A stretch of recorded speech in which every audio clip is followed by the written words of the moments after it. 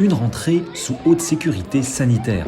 Ce jeudi 2 septembre, 568 élèves de maternelle et de l'élémentaire ont fait leur retour dans les 5 groupes scolaires de la ville de Digoin. Une première journée pour reprendre les bonnes habitudes avec un effectif d'élèves en hausse depuis plusieurs années. Élèves et enseignants étaient ravis de reprendre le chemin de l'école. La rentrée se passe très bien, il fait beau donc les enfants sont ravis d'être là, on peut être dehors, tout va bien, il y a beaucoup d'élèves inscrits donc c'est une super rentrée pour nous. Nous sommes contents de retrouver les élèves, je pense que les élèves aussi, c'est un petit peu difficile ce matin pour certains mais tout le monde a le sourire donc tout va bien.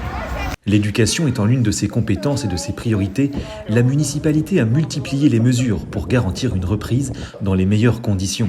Renforcement des protocoles, application stricte des consignes de l'État, objectif garantir la sécurité des élèves, des parents, des enseignants et des personnels scolaires dans ce contexte de crise sanitaire. Nous avons souhaité, avec le maire David Bem et l'ensemble de mes collègues du conseil municipal, assurer une rentrée scolaire dans des conditions optimum de sécurité sanitaire pour les enfants.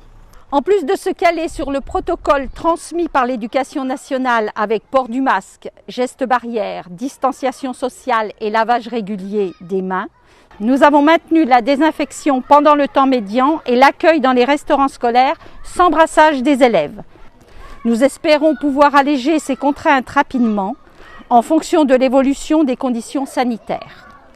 La priorité étant donnée à la santé de tous. Autour du temps scolaire, la ville de Digoin continue de développer ses services à destination des familles.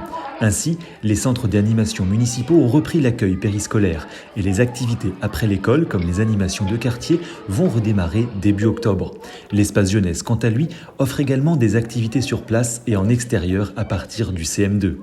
Un programme complet et varié pour permettre la réussite de chaque enfant scolarisé sur la commune. Stabilité de la situation dans les hôpitaux et baisse du nombre de cas. C'est en résumé la situation sanitaire dans le département au 1er septembre. Aucun nouveau décès lié au Covid n'est à déplorer ce mercredi soir dans les hôpitaux de Saône-et-Loire, selon les données de Santé publique France. Le nombre de cas quotidiens semble également marquer le pas, avec un taux d'incidence de 80 contre 125 mi-août. Malgré des chiffres relativement bas, le virus va continuer de circuler ces prochains jours, avec la rentrée des classes. Retour à l'école, extension du pass sanitaire, les centres de vaccination du territoire n'ont pas désempli pendant la période estivale. À Digoin, plus de 18 500 doses de vaccins ont été prodiguées depuis son ouverture. Avec les annonces présidentielles, la cadence est montée jusqu'à 1000 doses par semaine fin juillet. Concernés par le pass sanitaire élargi, les mineurs de plus de 12 ans devront être vaccinés à la fin du mois de septembre s'ils souhaitent continuer les cours en présentiel. Afin d'accentuer les capacités de vaccination sur le territoire, le centre de vaccination de Parel-Monial ouvrira ses portes tout le week-end sans rendez-vous. Plus que jamais, le virus continue de circuler. Près de 1200 personnes ont perdu la vie dans les unités Covid du département depuis le début de la pandémie, il y a 1 an et demi. Et pour terminer ce flash, nous vous donnons rendez-vous ce dimanche à 18h, place de l'église Sainte-Bernadette à la Brierette, pour le concert du groupe Ghost de Rock.